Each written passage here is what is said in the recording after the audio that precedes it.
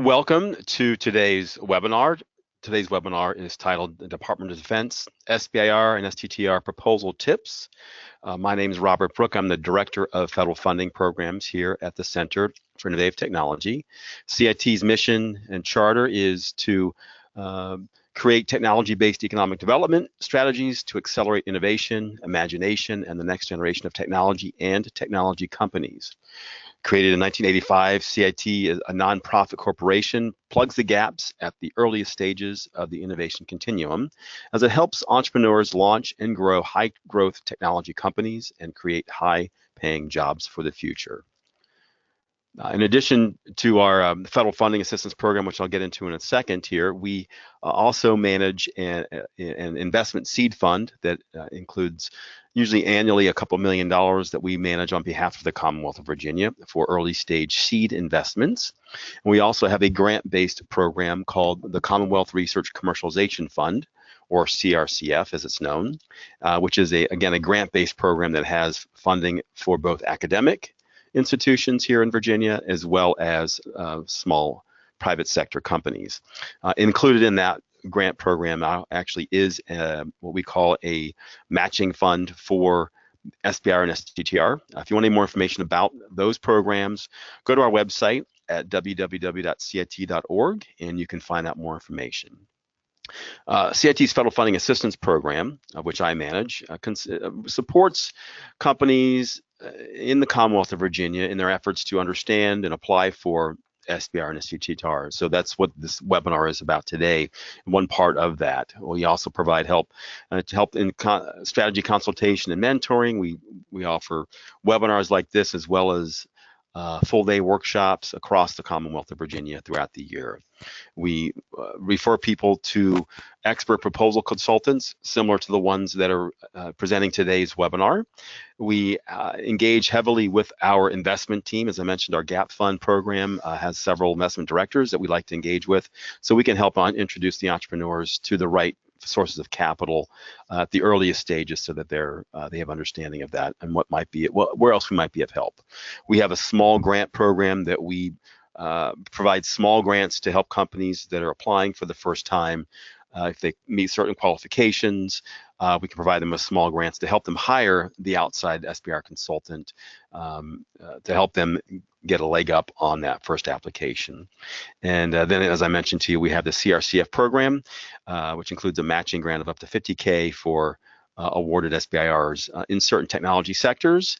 And there are other certain qualifications. Again, go to our website at cit.org to look into that a little bit more. As I mentioned, we have training throughout the year.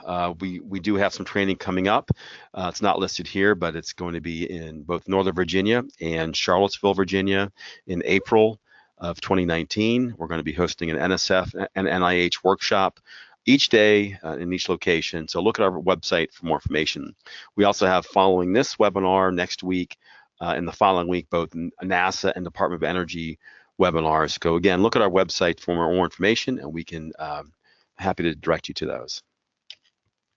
We also have a lot of pre-recorded webinars. You may look at these. These are all free for Virginia-based companies, and occasionally there's some small fees for non-Virginia companies. This includes agency-specific webinars from DoD, National Science Foundation, National Institutes of Health, some tips from award winners, which you might find interesting, as well as some tips from our investment directors. If you're looking at our investments, looking for investments from our investment team, that might be helpful to look at some of those, and some other accounting focused, as well as team building and other eligibility requirements webinar, as well as an intro webinar. Take a look at the URL at the bottom here, and you can find out more information about that. And this is my contact information. And by the way, we will send today's slides, both the CIT presentation as well as the formal presentation from the consultants, to everybody following today's webinar in a PDF format, so you can get these. And so if you're taking notes, keep in mind we'll be getting those to you later today or first thing tomorrow morning. As I transition to our consultants, I want to take a few minutes to talk about our As I've misplaced the, oh, here it is, I think. Here we go. I apologize. So TechOp Consulting is led by Bob Fielder. He's the president and founder of TechOp Consulting, started in 2009. The company is focused on proposal development and technology transition support for small business. They now serve over 200 clients in 37 states. And prior to founding the company, Bob spent 9 years at Luna Innovations, where he led a team of 25 researchers who were awarded hundreds of SBIRs. So Luna was a very prolific SBIR company, and they still are. And prior to that, he spent 9 years in the Navy as a nuke on submarines. Bob has a master's degree in materials science and engineering from Virginia Tech. Randy Simpson will be joining Bob in today's presentation. He's also with TechOp Consulting. He joined them in 2014 and is the COO. Randy has a tremendous depth of industry experience that provides him with important insights into the proposal development process, and these roles have included a test engineer at Lockheed Martin, an engineering estimator at Boeing, a program director at Fairchild, proposal trainer and consultant at Shipley Associates, a program director at Honeywell, and there are several others that lead to help round out his experiences. And I think today you'll find as they share their presentation responsibilities in different areas, you'll find them a wealth of knowledge. So we are pleased to have Bob and Randy on today. And gentlemen, welcome. As you guys get on here, I wanted to let everybody know again, in addition to we are recording today's session, so we'll have you'll be able to view this presentation on our website probably by early next week as we get it loaded up. And if you have any questions there, you feel free to use the question box. Don't use the chat box, use the question box. And what I typically do is I will wait for an appropriate time to convey that question to the instructors here, and we'll read that question aloud. For some reason, we're bogged down and need to get forward depending on the timing we have. If we don't get to your question, we can print these, we'll save these questions, and we can follow up with you later on particular questions if they're not answered. So our goal is to end this webinar in about an hour. So we're going to give about 3 o'clock, maybe a few minutes after, depending on the Q&A and how we move this along. But with that, I will go ahead and give the mouse controls over to our presenter, Bob. Bob, take it away. All right. Well, Robert, thank you very much. Of course, I have Randy Simpson here. And thank you, everyone online, for taking the time this afternoon. Certainly appreciate it. And hopefully this is helpful for all of you. So on the first slide here, an outline to our talk today, first of all, is just a brief introduction to the SBIR program for anyone who may not be very familiar with it. Then we're going to cover some bid and no bid criteria regarding whether to decide to bid on a proposal or not. We're going to talk about some key proposal writing issues, including recruiting transition partners, understanding the proposal evaluation criteria, and go over some detailed writing strategies that will not only help you to create a compelling proposal, but will also save a lot of time as well. We understand that all of you probably are running full tilt writing proposals, and so saving time is probably of interest. And then writing a compelling commercialization strategy. This is something that's often held to the end, but it turns out that it's weighted very heavily in the merit review criteria, so we're going to cover that in a separate section. One of the things that is unique about our presentations is we try to be very specific and offer some very specific guidance and let you walk away with tools that you can go and use right away while you're developing your proposal. So there's not as much top-level theory or top-level information, but a lot of good detailed information. And if your questions are not answered in the Q&A after this session, please feel free to reach out to myself or Randy. We'd be happy to talk to you at any time. So just a little bit about TechOp Consulting. As Robert mentioned, we're a group of engineers and proposal writers. We've all made livings writing SBIR proposals in the past, and we, obviously we're a small company, and we focus all of our support towards other smaller companies in a similar situation. And we really, with that background, we really understand where you are and what a lot of your needs are, and try to focus our services in that direction. What we do is our primary mission is to help companies transition technologies from the idea phase all the way through to commercialization and commercial sales. So we will get involved at the idea vetting stage, particularly when it comes to writing proposals. We help our clients decide whether or not a topic is a good topic to address, and then we help them go after that. We help them go after the R&D funding.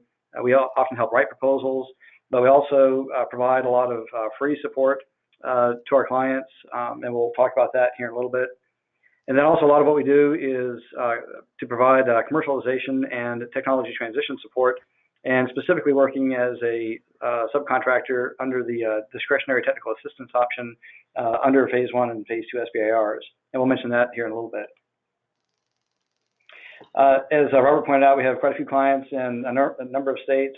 And the important thing to note here is that our clients span a broad range of technical backgrounds, everywhere from basic materials to cybersecurity, remote sensing, and just about everything in between. The only space that we don't play a lot in is in the medical arena and NIH. But we do quite a bit of work in Department of Defense, Department of Energy, and NASA. Again, just a summary here. What we provide is technology transition support. And specifically what that means in the context of DoD is getting your technology plugged back into the program of record that sponsored the topic. That's the DoD's goal, and that's what we help to facilitate during a Phase 1 project. And then regarding proposal support, for Phase 1, you're probably aware the national average is around 15%. Our Phase 1 hit rate for our clients is 55%, actually a little higher than that. For Phase 2's national average is around 50%, and our Phase 2 hit rate is well over 90%. So these are the two basic services that we provide. All right, so some basics about the SBIR STTR program. So first of all, the SBIR program is funded out of a 3.5% allocation from the extramural R&D budgets from participating agencies. Almost all federal agencies do participate. In 2009, there's about $3 billion available for funding for Phase 1 and Phase 2 projects, along with Phase 2 enhancement projects. One of the key advantages of the SBIR program is that the funding is non-dilutive, meaning you're not giving away any equity ownership in your company. You're not giving away any of the intellectual property. You get to keep the intellectual property, and you keep ownership in your company. So it's very beneficial from that aspect. It's highly competitive. As we just pointed out, the win rates for Phase 1 and Phase 2, there are a lot of companies that bid on SBIRs, and so you've really got to bring your A game to win a Phase 1 or a Phase 2 SBIR. And we're here to show you how to do that today.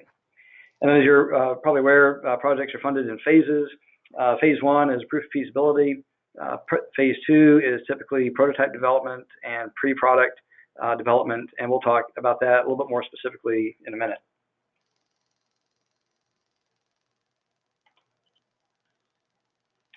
Okay, what are the objectives of the SBIR, the STTR program? And this is one of the first things you have to ask yourself to understand: how is your proposal going to be competitive? First of all, and especially related to a DoD, and I should point out that since this webinar is focused on DoD, but over the next couple of weeks we're also giving webinars that focus on Department of Energy and NASA, and each of those three agencies is a little different in their mission. And to understand, and in order to be competitive with your proposals, you need to understand the mission that they want to accomplish with their SBIR program. But for DoD, they typically want to meet the R&D goals of the programs that fund the topic. They want to commercialize the new technology, so they don't want to see just a technology going into the DoD. They want to see some commercial revenue from that. And that varies a little bit. For example, MDA is more focused on transition, a little less focused on commercial applications, but by and large, all of the agencies want to see commercial products come out of the SBIR programs.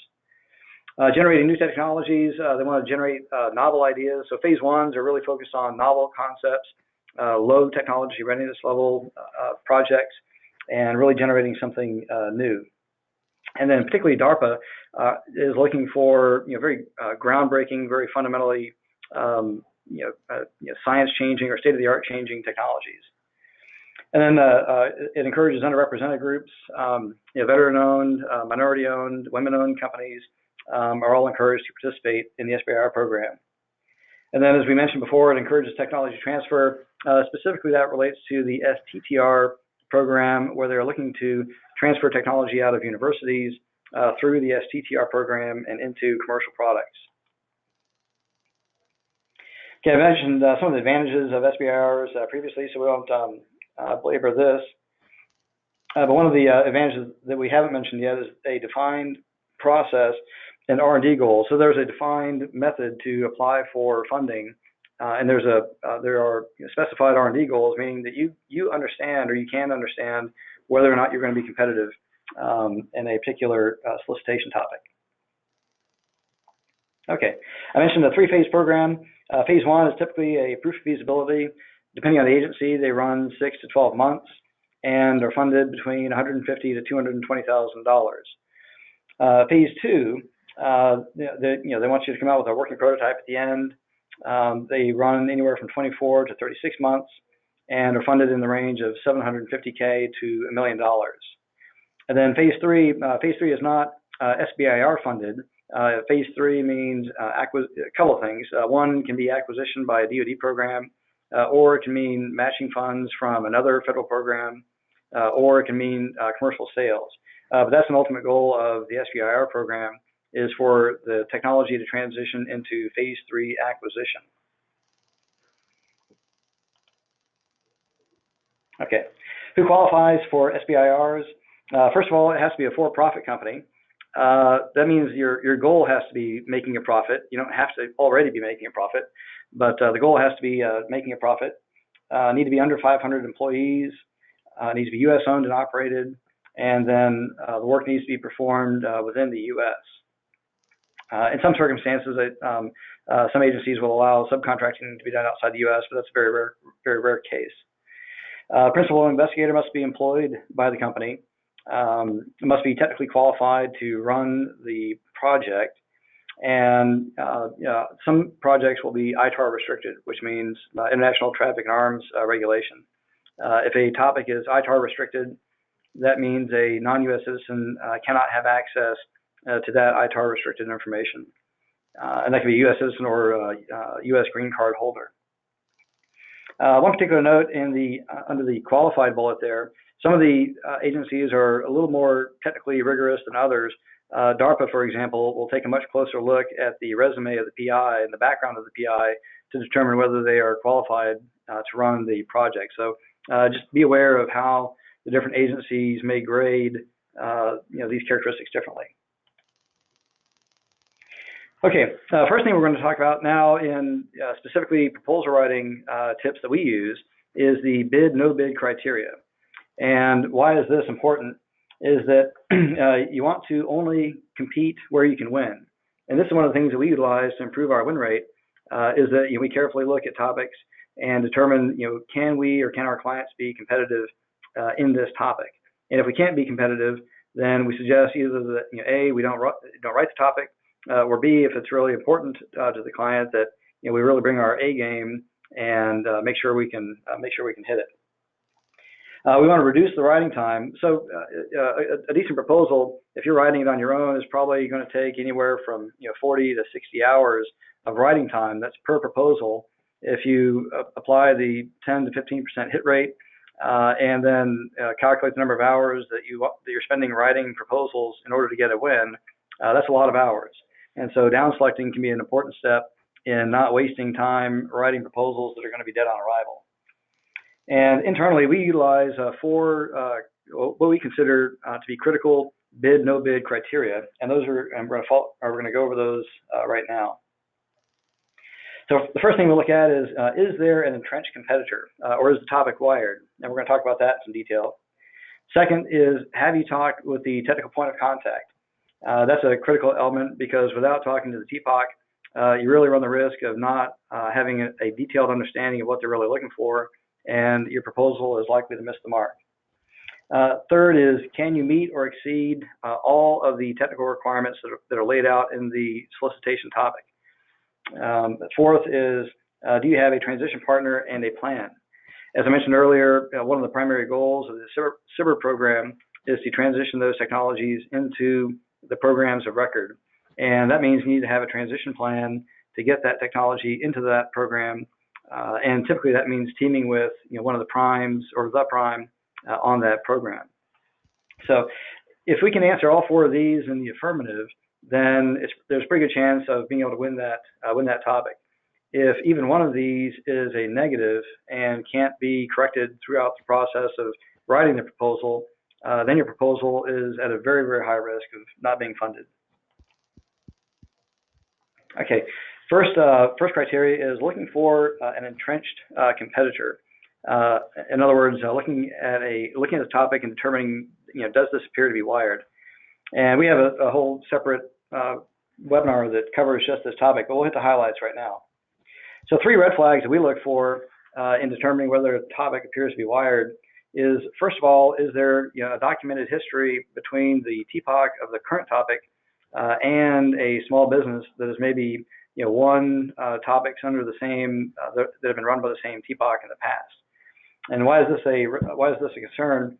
That company, they've probably established a relationship with that program. They have a deep understanding of the application space and what the customer is looking for.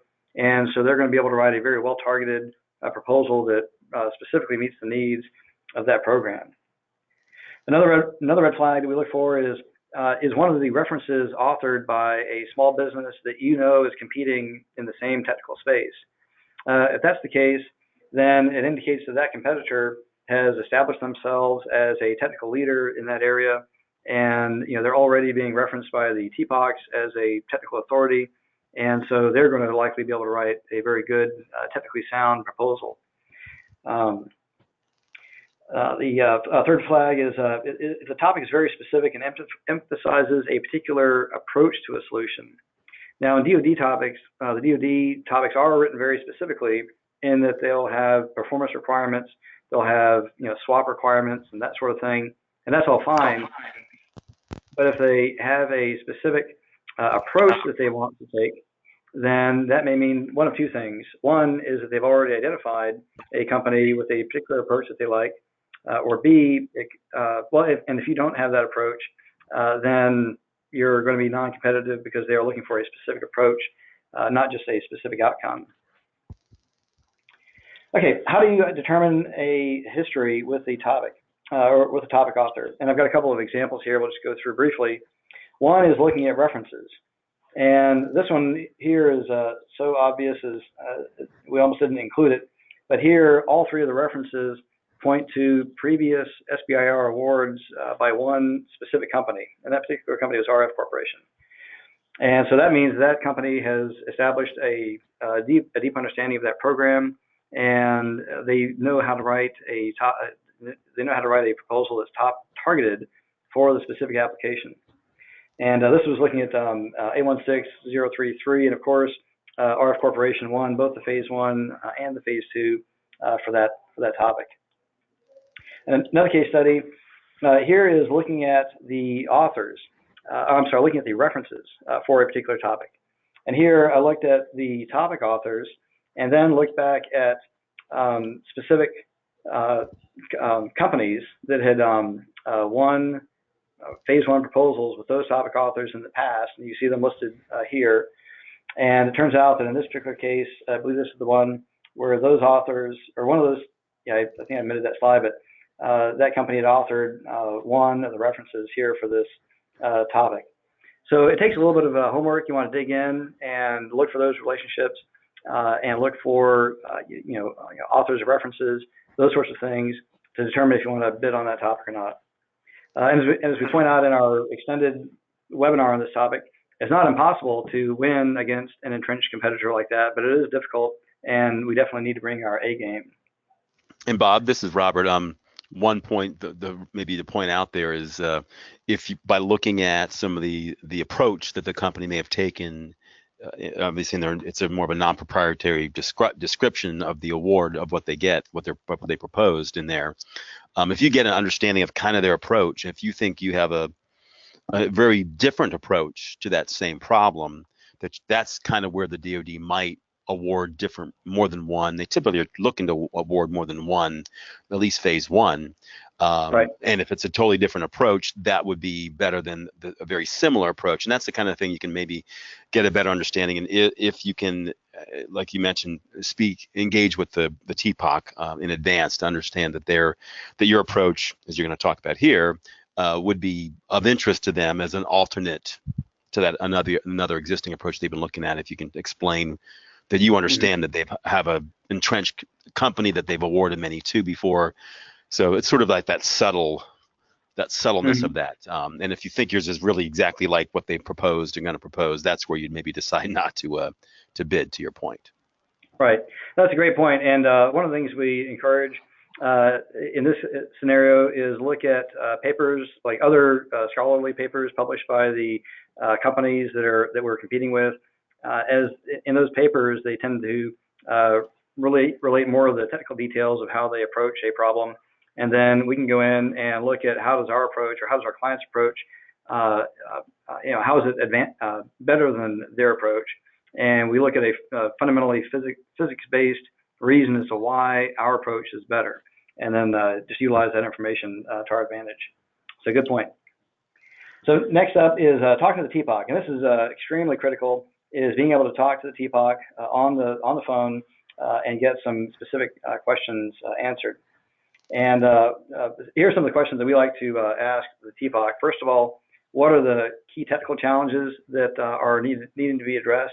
A lot of them will be listed in the solicitation, but we like to ask, what of those, what is the most important, or what has been the most difficult to address?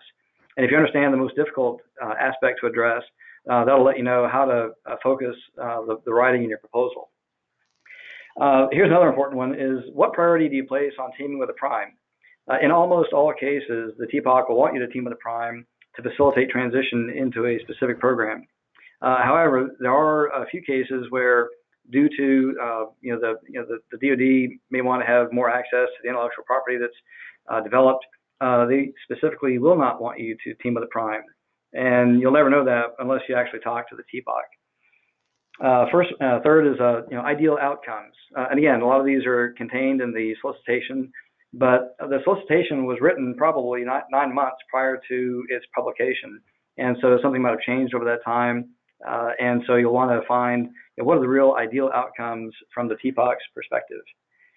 And then related to the question about the key technical challenges is you want to know what would make a convincing demonstration in the phase one. Recall that phase one is a proof of feasibility. Well, you want to know from the TPOC what would really be convincing, and you want to do something that someone else hasn't done before and failed at. So you want to have a convincing demonstration. And then vision for the end state. You want to know what do they really, how do they really see this being integrated into a higher level system? What do they really see as the small business providing as a product? What is their vision for the end state and the end use? And again, a lot of this material is included in the solicitation. And so when you talk to the TPOC, you will want to have read carefully the solicitation and be prepared with some nuanced questions so that you don't appear to be wasting their time. So once you're done with that discussion with TPOC, you've got three things that come out of that. One is, can we meet all the requirements? That should be your baseline consideration.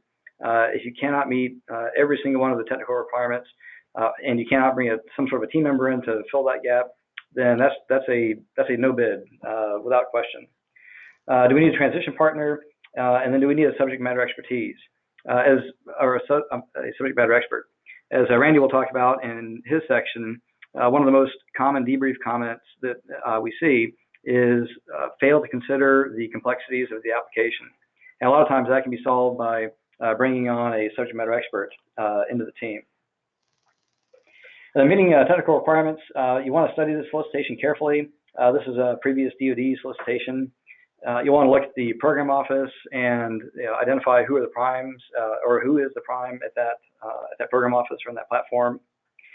You want to look at the current state of the art. They'll often list what the current solution is, and you want to determine if you can beat that and how well you can beat it. And then again, I mentioned the solicitations often list specific metrics, and you want to be able to hit, meet, or exceed every single one of those metrics, and do it at a lower cost than competing technologies. And then again, looking at deliverables, what is the expected outcome of the phase one, and commercialization ideas. Again, that's a very important consideration, and so you'll want to have some of your own commercialization ideas and what you see as a commercial product coming out of this technology. And the last two bullets there are about looking for a wired topic, so we'll skip over that. Okay, recruiting a transition partner. Again, this is one where we have a whole webinar on just this topic, but and this covers the problem where, if you are new to a technology area, you're new to an application space, you may not have existing contacts in that space. So how do you go get those contacts, and how do you recruit that transition partner? First of all, you want to identify, do you need one? Look at the program of record and determine who is the prime on that program. And specifically, sometimes the prime actually might not be the transition partner that you need. Sometimes the prime might be subcontracting a portion of the system to another a tier 2 prime, and maybe that's the company that you want to team with. But you want to understand, where does your technology plug in, and then you want to recruit the company that's going to integrate your technology into their system. And then you want to have a reason. And again, this goes back to looking for a brand new contact in a brand new space. You want to have some reason as to why would they want to team with you. And then you want to have a specific role in mind for them when you talk to them on the phone. You want to have an idea of what they're going to do, so that they can determine if it's something that they want to team with you or not. So the bid no bid criteria, and we're going to talk about the transition partner recruiting in the next couple of slides, but I just wanted to recap the bid no bid criteria and what to do if we miss one or more of those. So first of all, does the topic appear to be wired? If no, then great, but if yes, then determine, is this a must-write topic? Is this something that you really want to pursue based on a business case or whatever? If it is, then great, go for it. As Robert pointed out, there's likely to be 2 or 3 phase 1 awardees, and so you might get it after all, and then you can certainly beat out your competition during the phase 1 and go on to win the phase 2. We've certainly done that here. Did you talk to the TPOC? Similar results. Sometimes, like for example, SOCOM, it's almost impossible to talk to the TPOCs on the phone, and so you just want to weigh that risk carefully. Third is, can you meet all the technical requirements? If no, then we consider this an absolutely non-responsive proposal, and absolutely do not bother submitting it. Why is this the case? Because if you submit a proposal that does not meet their technical requirements, not only are you not going to win that proposal, but you're going to potentially sully your company's name, and so the next time a proposal comes across the desk of the same reviewer, they may remember your previous proposal and give it a shorter review than it might deserve. So we highly recommend not submitting a proposal if you can't meet all of the technical requirements. Another one is a clear path to transitioning to the program of record or to the facility at the DoD that's going to use the technology. Again, this is another showstopper in our opinion. And then finally, are you using a TechOps strategy guide? This is something that Randy will talk about in a minute, but we put out a very detailed phase 1 proposal strategy guide that's free to any of our clients to use. So we're happy to provide that. Okay, recruiting a transition partner. First of all, for DoD, obviously focus on your major primes. Sometimes you might look at a competitive startup for a commercial product introduction that might be more prone to introducing new technologies to gain a competitive edge. And then third, you want to definitely vet the organization and make sure that they can provide what it is you're looking for. Okay, so once you've identified who the company is that you want to team with, be it a Lockheed or a Boeing, you want to focus in on specific contacts and find specific people within those organizations. And we use a couple of tools. They're shown on the right. We also use LinkedIn quite often to find the senior technical people in those organizations. A lot of times on LinkedIn, for example, you can search by DoD program, like search Global Hawk, and you'll come up with several individual people within the Global Hawk program, and you can then identify them specifically as potential team members. And then you want to, once you found those specific contacts, you want to do your homework a little bit and determine why would that specific person want to team with you on your project, and why would they answer an email or a phone call from an unknown person. So just do your homework and make sure you understand why they would team with you. And then we'd like to put together what we call a technology profile, which is a one-page technical marketing document that summarizes the technology, introduces why it's better, and how we want the prime to team with us on that project. And we use this as an introductory tool that we would then send out to the primes to get them interested in the project. Obviously, nothing proprietary goes in here, nothing ITAR restricted would go in here. Assume that once this goes out, it's going out for public distribution without any control. So just be careful what goes into this tech profile. This can also be used as a useful proposal outline tool. If you have a good idea of what you're writing in the proposal, then putting this tech profile together should be fairly straightforward. If it's not, then the proposal probably needs a little bit of work, especially at the storyboard stage. Okay, understanding how the organization works. We found that it is most effective to have the prime on board as a funded subcontractor. Now we get a little bit of pushback from some small companies that say, well, hey, wait a minute, I've got 3 people, we're working out of my garage. Why do I need to spend money on Lockheed Martin for them to be a part of my team? Well, the reason is even the small groups at Lockheed Martin have to account for their time that they spend working on anything, and so they have to account for a 40-hour week. And if they're working on your project, they need to at least cover their engineering time. And so we encourage all of our clients to carve out a little bit of funding, maybe 10%, to go towards teaming with one of the primes. And you definitely want to allow plenty of time to perform your outreach. So we consider 2 weeks prior to the submission deadline as the dead minimum time allowed to reach out to the primes. Anything within that, and you're essentially showing up, with an emergency that's, that you're asking them to address. And again, you don't want to do that because you may burn a bridge that you want to cross in the future. So get started early on this, and be sure to respect their time when they're on the phone. So having a role in mind for them, and this relates to having a very focused discussion when you have the primes on the phone. So for phase 1, typically we like to include them as a subject matter expert. Reason being is because they understand the application space, they understand the environmental conditions and the operational requirements, and so they can help you overcome that hurdle of anticipating all of the technical complexities. They can also help with an insertion strategy because they are likely to be the ones that will buy your technology in the future and then integrate that into their system and sell it to the DoD. And then you want to get a letter of support from them, but not just a letter of interest. You want a letter of support that includes specific tasks and some other specific things that we'll talk about here in the next slide. Phase 2 and phase 3, I'll skim over that because we're a little bit behind schedule, but phase 2, we want them to be included as an integrated transition partner and provide some validation testing for the prototype. So here's an important aspect, and again, this is focused on the scenario where you're trying to break into a new application in a new area where you don't have any existing contacts. You want to reach out first via email and be very succinct in the email and provide reasoning why they would want to respond.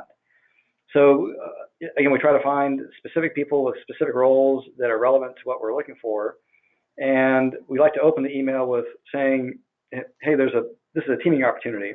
When you come out with teaming opportunity, that typically means there's funding behind it.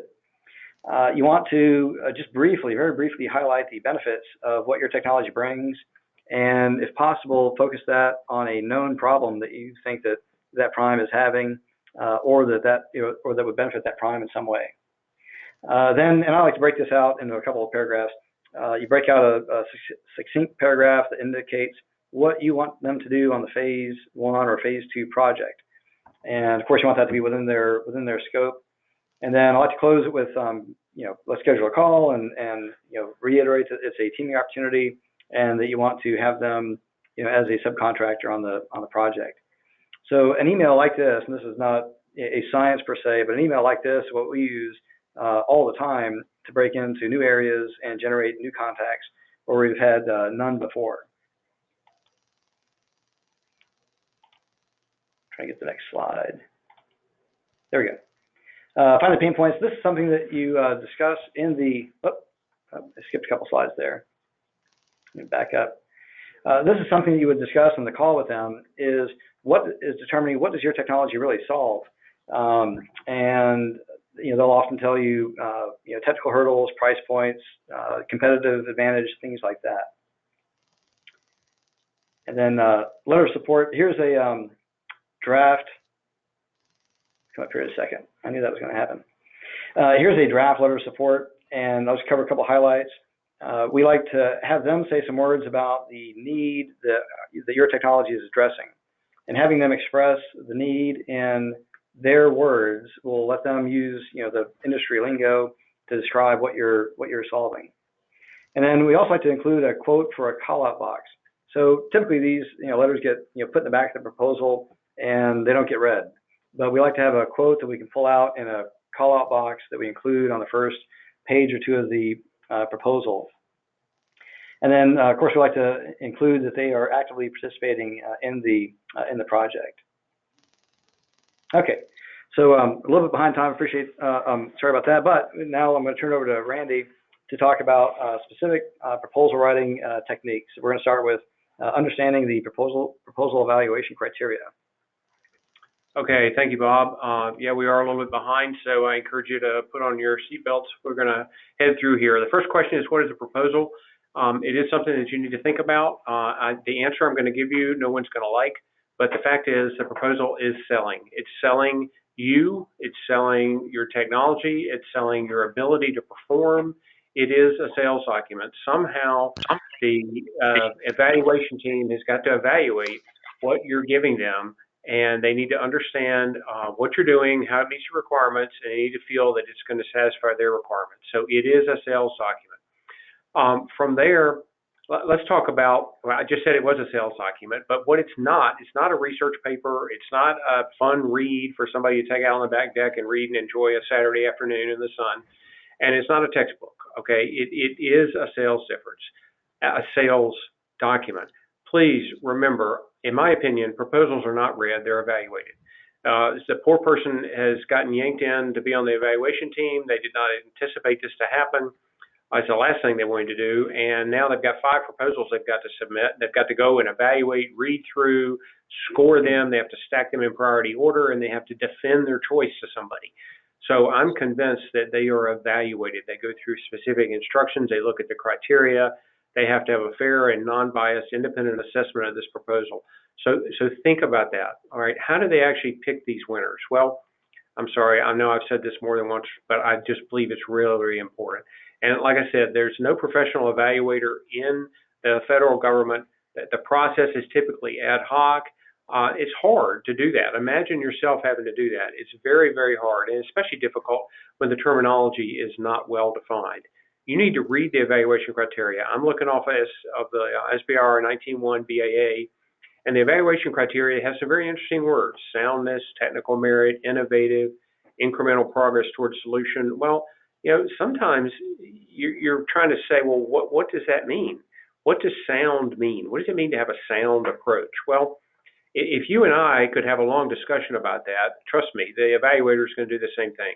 You need to tell them what sound means. You need to say what technical merit means. You need to tell them what innovative means. And hopefully, if they read your proposal and get a definition for the word sound, which is in the evaluation criteria, they're going to take that definition and apply it to your competitors. So make the definition of these evaluation words to your benefit, to your favor. That's something that I really encourage you to go do. So think about, what do these words mean? Now, there are other criteria. They look for qualifications of the personnel, obviously, to perform the R&D. But interestingly enough, in the DoD, if you look at the qualifications of personnel, they're looking for qualifications to commercialize results. I will also suggest that they're looking for somebody that can manage this project, somebody who knows how to spell WBS, and somebody who knows how to manage a schedule. So they're looking for these things. So I think that's really, really important. Another criteria is a potential for commercial application in the government, in the private sector. And what are the benefits to accrue from this commercialization? And what that means is benefits to the end user. And if you've never talked to an end user, if you have no idea where this is going and how this is going to benefit the warfighter, for example, you're not going to do very well on that bullet. So I encourage, that's why we say in the midst of your phase one proposal preparation, get out there and talk to some transition partners, talk to some end users.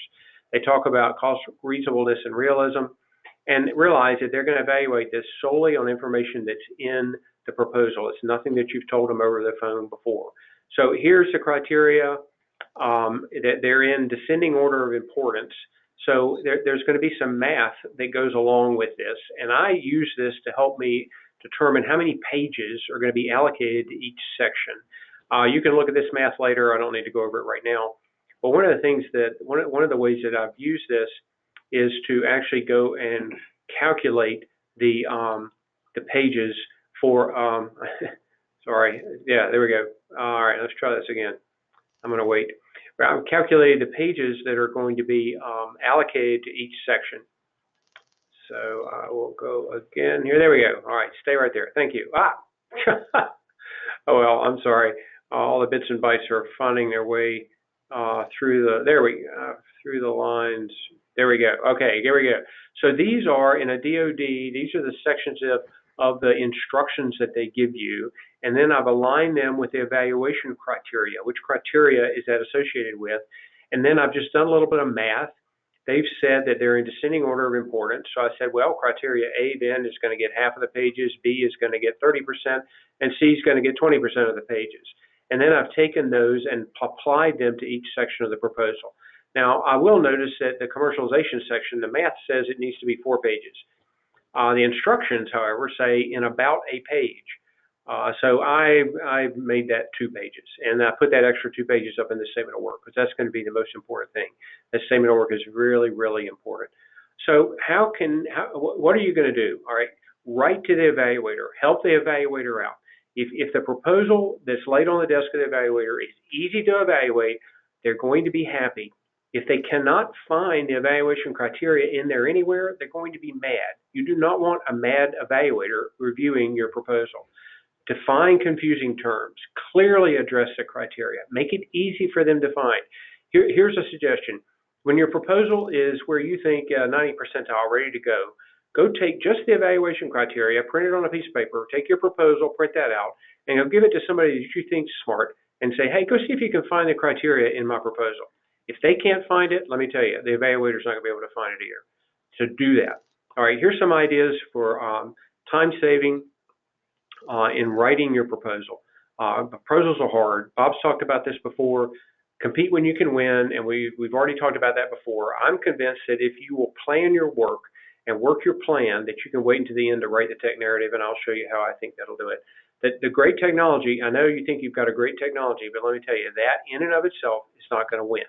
You've got to score well on the evaluation criteria. You need a good transition partner. If you find out that you can't win this topic, then take some time, do a little research, find some people in that part of the federal government that are in your same technology space, and reach out and get to know them when the SBIR cycle is not running, and talk to them and have some conversations and ask them point blank, are there some topics coming up that I could bid on? I think that's really, really important. That will help you in the long run. So there's some sections that typically come out in the BAA, and these are just basically what you're going to see, the proposal instructions, the evaluation criteria. They're going to come out, which are slowly making their way onto the screen here. So you need to read this BAA very carefully, and I'm convinced that you need to have somebody else read the whole thing. I know it's not exciting reading, but you've got to read it. Now, how can you write this thing in a manner that's going to be relatively cost effective? I believe that if you will take a compliant tech volume template and use it, which we will give you, by the way, that's going to save you a ton of time. So you need to make a decision to bid, then you come up with a compliant template. You can use one like we have, or you can make your own, but that's the first thing you've got to do is come up with an outline that's got the specific requirements of the BAA in it. I would suggest right there you stop and you get somebody to look at that and have a little meeting with somebody and say, does this template look like it's compliant? And if that's the case, then you need to tailor that to your topic. You need to come up with an elevator story. What I define as an elevator story is if you get on the ninth floor of the hotel with the evaluation criteria chairman, the chairman of the selection criteria, and they look at you and go, oh, you're from XYZ company. I see you're bidding on this topic. Why do you think I should award this to you? And you've got like 15 seconds until you get down to the first floor. What would you say? You need to think about what that is. You need to write it up on your March board. You need to refine it. Take some time to get that story down so that you can basically tell your grandma or somebody at the bar why you should win. Simple. It's got to be a simple solution, okay? Get that down, then put bullets in each one of the major outline sections of your proposal. Don't start writing, just put bullets down. This is a point I need to make. This is a point I need to make. Then what I call a pink team review is, hey, give that to someone and say, all right, here's my proposal bulleted out. These are the points I need to make. Are there points that I've missed? Have I said the same thing 5 times? Help me understand that. Get that reviewed and approved, and only then write your narrative. And if you do it this way, I guarantee you it'll save you time. You will not run up against that huge writer's block wall that's hovering out there. Just go do it this way. I tell you, it's going to help you. And once you've written it, then once again, do another compliance check.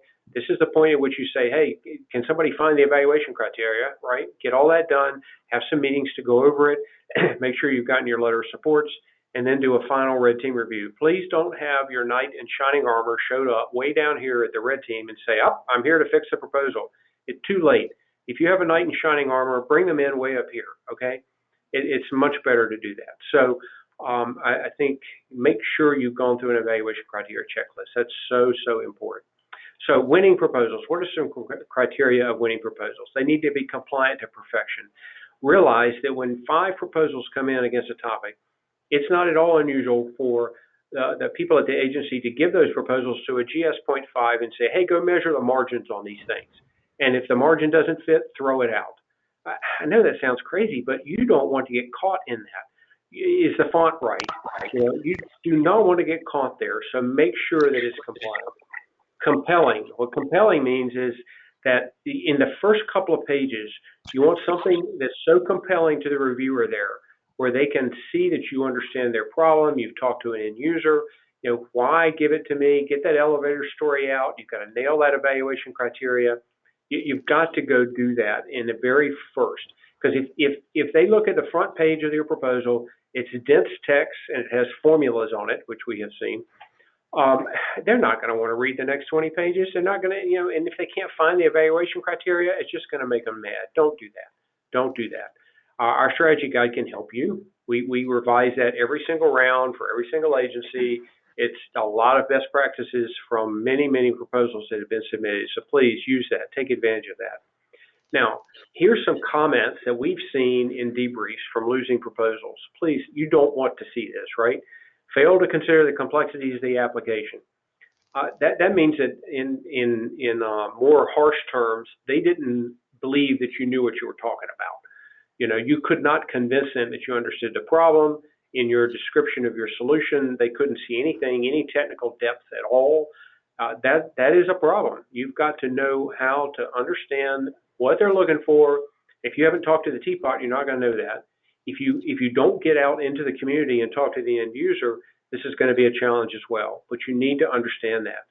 Lack of detail in the work plan. Some people, they do their work plan, they say, I'm going to do task 1 through 5, and they're listed, and that's it. No. You need to have a Gantt chart. You need to show them you know how to manage this job.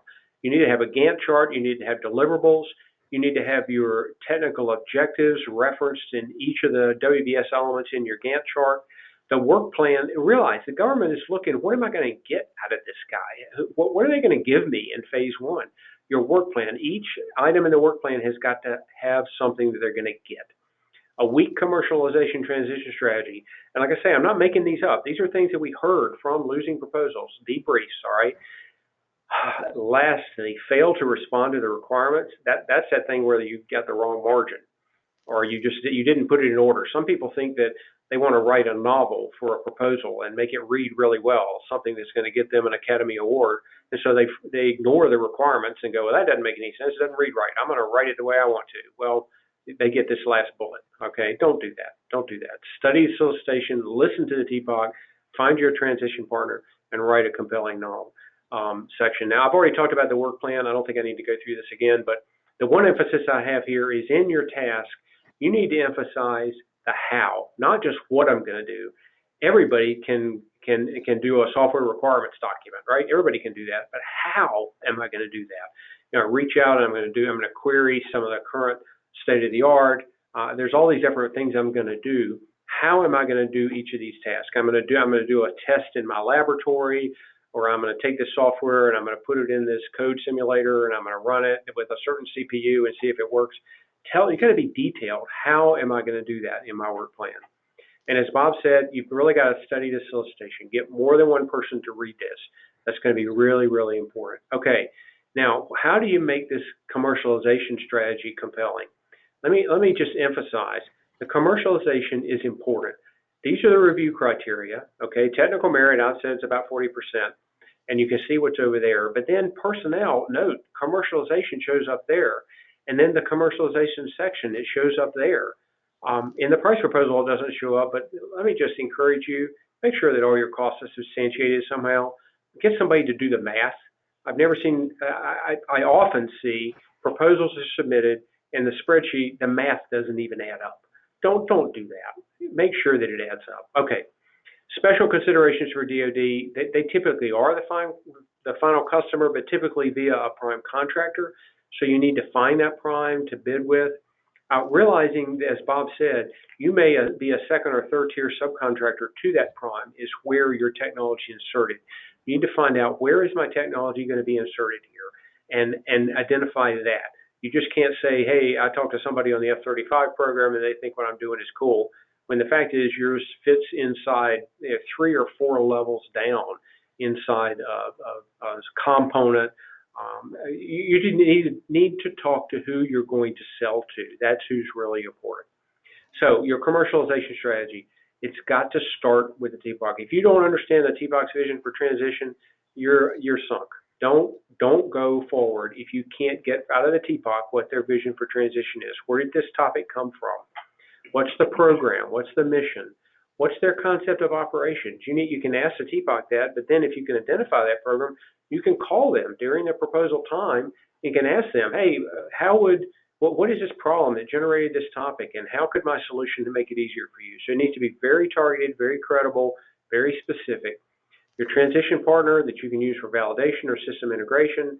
The Boeing is going to integrate your product into an F-35 or something. You need to talk to them and find out what the real requirements are. Yeah, you've got requirements in the SBIR, but what are the environmental requirements? What's the cold and hot limits for the environment in which my component is going to sit? What kind of CPU is my software going to be able to run on? What kind of response time do I need?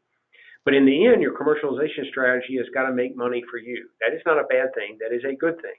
The SBIR program is in place to increase the gross national product of the United States. You need to show that you are going to go through this 3-step process. At the end of it, in phase 3, you're going to make money. You've got to think about your production plan. I know you're bidding phase 1, and you don't even prove your concept yet, but still, you need to think all the way through. How am I going to produce, deliver, and support my product if it's a piece of hardware? Am I going to do the system, the integration in-house? Am I going to put it in boxes with shrink wrap around it and mail it out to people? How am I going to support it? How am I going to sell it? Who's going to market it? I mean, you just need to think about those things and say, we are going to consider different ways of producing.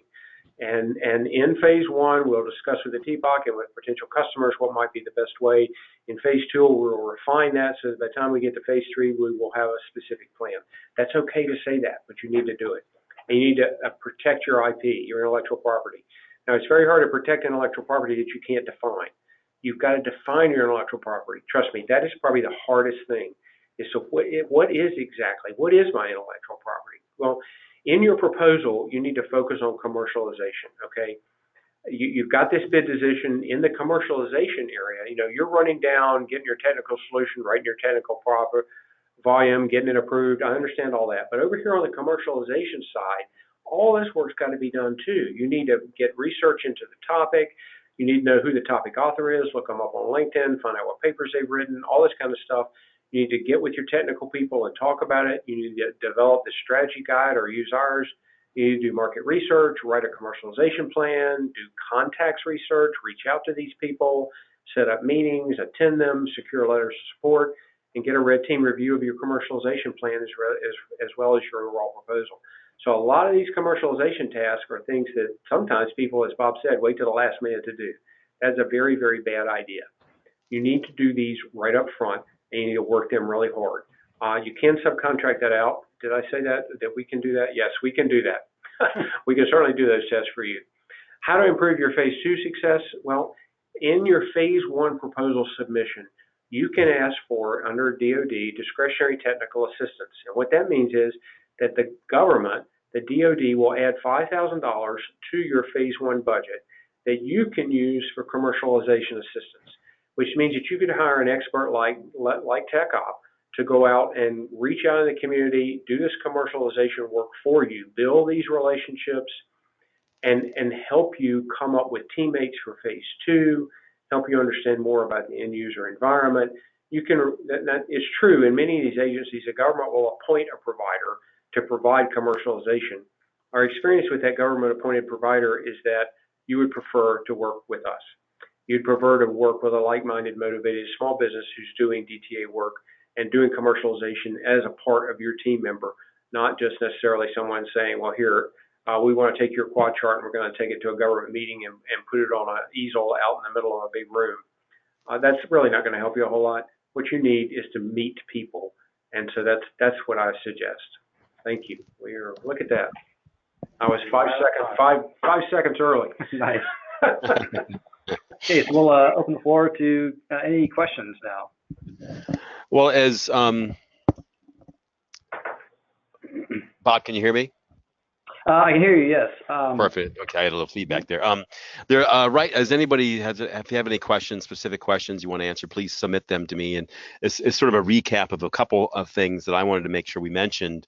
You mentioned you have the TechOps strategic guide or strategy guide, and how would someone ask for that? And that's free, correct? Yeah, that's certainly free. We provide that to any company that includes us as a DTA provider on phase 1. So if you want to request that, just send an email to my email there, which is on the slides. Let me know what topic numbers you're looking at, and we'll send over the strategy guide along with a couple of other tools like the letter of support template and some of the other outreach tools you can use for recruiting transition partners. Things like that. So it starts with just shoot me an email, give me your topics, and let me know that you'd like to include us as your DTA provider. We'll also, this is Randy, we'll also tell you how to request DTA in your proposal. It's not hard, but we've got some words that we've used 50 times, and so you don't have to make them up. We'll just give them to you. You can put them in, and we'll give you a letter of commitment that meets all the government's requirements from an audit standpoint. Okay, perfect.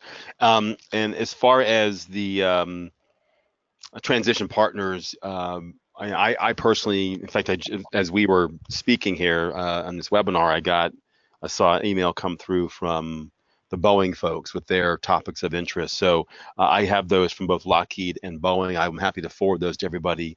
The topics that Lockheed and Boeing have indicated they have interest in this current DoD announcement on considering partnering with you. So if you think you're a strong candidate to make a submission and you are still sort of lacking a transition partner to have discussions with that and improve your commercialization strategy discussions, that might be an option to look and see if they have a topic that aligns with the one you're doing. Pretty simple. They list a name and an email and a phone number, and it might take them a few weeks to get back with you, but it's important if you have this. So I'll send that to everybody after this. As far as Robert, those who, Robert, yes. It's Randy.